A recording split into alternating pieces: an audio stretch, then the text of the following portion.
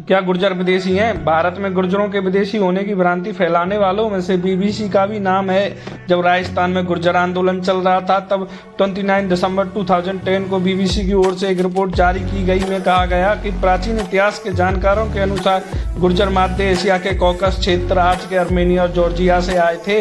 होड़ों का वंशज भी मानते हैं। भारत में आने के बाद कई वर्षों तक वीर गुर्जर योद्धा रहे और 5वीं सदी के बाद गुर्जर सत्ता में आने लगे। 6वीं सदी से 12वीं सदी में गुर्जर भारतवर्ष की सत्ता में थे। गुर्जर प्रतिहार वंश की सत्ता कन्नौज से लेकर बिहार, उत्तर प्रदेश, महाराष्ट्र और गुजरात तक फैली थी। सम्राट महिरभोज महाराज को गुर्जर प्रतिहार वंश का बड़ा शासक माना जाता है और इनकी लड़ाई बिहार के पाल वंश और महाराष्ट्र के राष्ट्रकूट शासकों से होती रहती थी। 12वीं सदी के बाद प्रतिहार वंश का पतन होना आरंभ हो गया और ये कई हिस्सों में बट गए। गुर्जर समुदाय से अलग हुए सोलंकी, परमार, तोमर आदि ऐसे ही कुछ गोत्र अलग हो गए, राजपूतों में जाके मिलने लगे। वीर गुर्जर राजस्थान, हिमाचल प्रदेश, जम्मू कश्मीर जैसे राज्यों में फैले हुए हैं। राजस्थान में वीर गुर्जरों को बड़ा सम्मान दिया जाता है। मध्य प्रदेश में चंबल के जंगलों में गुर्जर डाकुओं के गिरोह के रूप में हैं। समाजशास्त्रियों के अनुसार गुर्जर हिंदू वर्ण व्यवस्था के क्षत्रिय वर्ग में रखा जाता है। बीबीसी के उपरोक्त विवरण से ऐसा लगता है कि जैसे गुर्जर भारत में से बाहर से आए हों और यहाँ के क्षेत्र विशेष पर बलात् अपना कब्जा शासन करने लगे हों। वे एक लुटेरे या हमलावर के रूप में आए हों और यहाँ बस गए हों। भारत के प्रति शत्रुभाव रखने वाले इतिहास लेखकों को ऐसे लिखने से यह कहने का अवसर मिलता है, काफिले आते गए और हिंदुस्तान बसता गया। जो उसने कहा बिल्कुल ठीक है, परंतु सच ये नहीं है। तो जाने जम्मू द्वीप के निवासी सारे आ रहे थे, गुर्जर भी आ रहे हैं। तो गुर्जर जम्मू द्वीप से जाकर अनेकों देशों पर राज्य करने लगे, तो वहां से वापस आकर अपने देश में बस गए, तो वो विदेशी नहीं हो गए। जय श्री राम।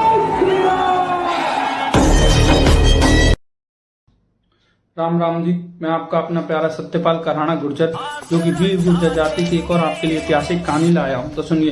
क्रूरता के धम्म में और धम्म के पाखंड में जो दुर्बल को दंड दे, क्षत्रिय मर्यादा कहती है यही तेरे लिए है सही। न छड़े देर कर तू उसे कुचल दे और यथाशीघ्र दंड दे। एक दोहा है, इस दोहे का गुर्जर जाति से मिलता जुलता आप सुनिए।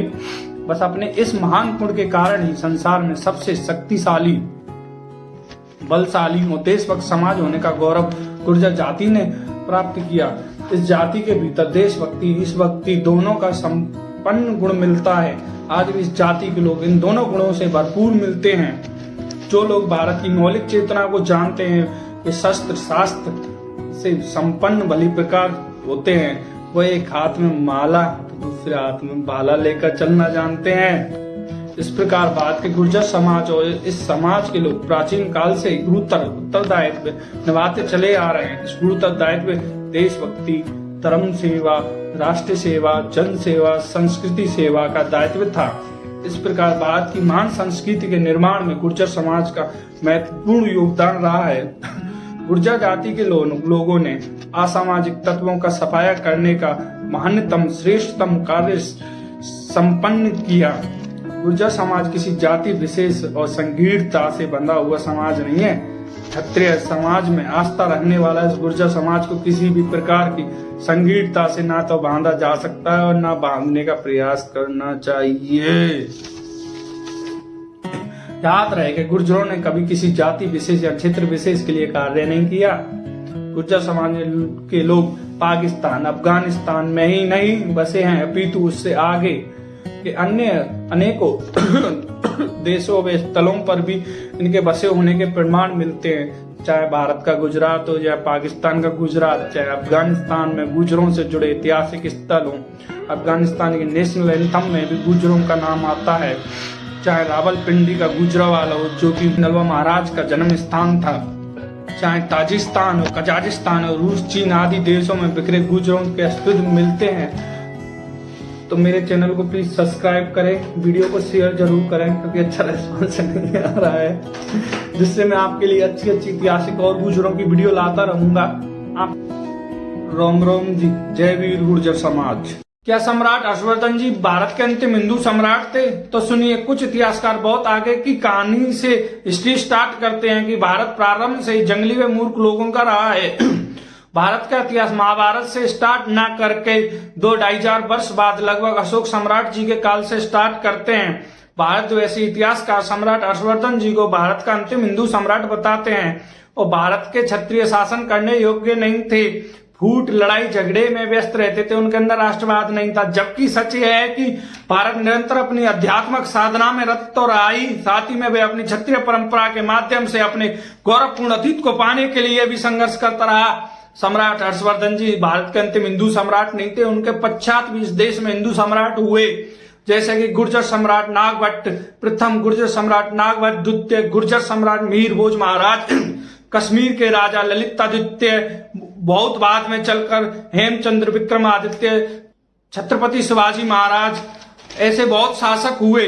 गुर्जर शासकों ने भारत के इतिहास बौद्ध को प्रतिस्थापित करने का लाखनीय कार्य किया। क्षत्रिय गुर्जरों ने क्षत्रियों का उस समय बहुत बड़े कार्य था, राष्ट्रवाद की भावना को बलवती करने का सराहनीय कार्य किया था। जय श्री राम। क्या क्षत्रिय आर्यों की संतान है? देश आर्यों का रहा, हम आर्यों की संतान, हर धड़कन यही बोलती मेरा प्यारा हिंदुस्तान। तो सुनिए, सम्राट हर्षवर्धन जी की मृत्यु सन 648 में हो गई। उसके बाद कुछ इतिहासकारों ने यह धारणा फैलाई कि गुर्जर व अन्य जातियों के छोटे छोटे राज्य भारतवर्ष में स्थापित हो गए, जैसे कि राजपूत, अहीर, जाट, गुर्जर के राज्य एवं शक्ति अपने अपने ढंग से इस देश में राज्य करने लगी। हमें यह भी पढ़ाया जाता है कि जातियां आपस में लड़ती रहीं, आपस की लड़ाई में भी इन्होंने देश तोड़ने का मूर्खतापूर्ण कार्य नहीं किया। ये आपस में लड़ते हुए भी देश विरोधी नहीं थे। कुछ राजाओं के विदेशियों से जाकर मिलने और देशघात करने के सोमत से केवल एक दो उदाहरण हैं। फिर इन उदाहरणों को देश की इतिहास की मुख्य धारा स्वीकार क्यों किया जाए?